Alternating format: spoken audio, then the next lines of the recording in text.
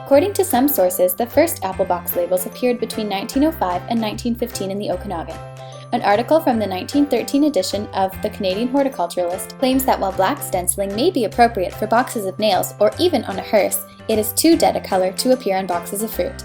The author urges all growers to take the time to design a really attractive label for their fruit boxes.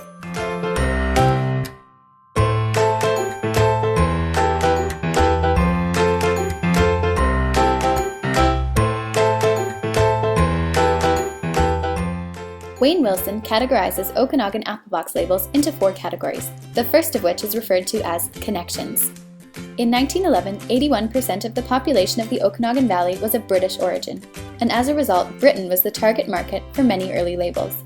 In 1935, over 90% of Okanagan apples were exported to Great Britain.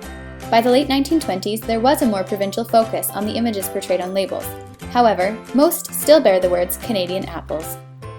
Interestingly, many labels from all categories also bear a star with the word Empire inside it, proclaiming a close association with their target market.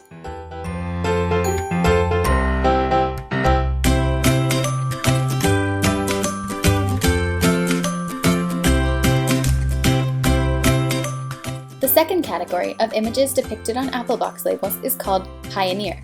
These include images of the romanticized pioneer experience, such as buffalo, although there were none in the Okanagan, and native peoples wearing headdresses common to the native peoples in the prairie provinces.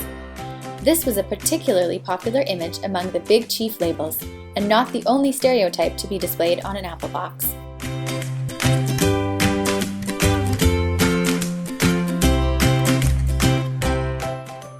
Other labels in the Pioneer category were designed specifically to appeal to the British gentleman with a penchant for hunting.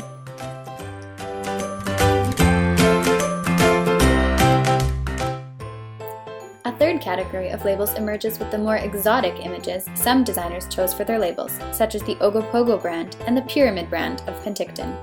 The fourth and final category is accurately described as picturesque and bucolic. The British Columbian landscape is illustrated as a beautiful place where the sun shines on striking snow-capped mountains and the lush fields extend as far as the eye can see.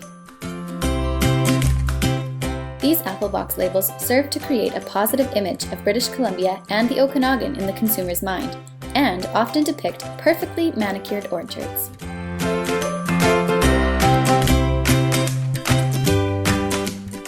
An advertising strategy that is still extremely prevalent today is the use of a bold logo to represent a brand.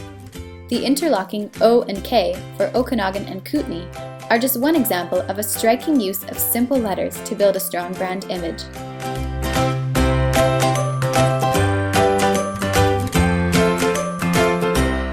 The BC logos have been in use since the 1920s, and BC Tree Fruits still use these initials on their logo today. While the growers and packers liked the striking colors and unique images of their labels, a Royal Commission on the Tree Fruit Industry published a report in 1958 in which they pushed for a more unified reputation for all BC tree fruits, rather than promoting individual brands. The replacement of wooden apple bins with pre-printed corrugated cardboard boxes also contributed to the disappearance of apple box labels.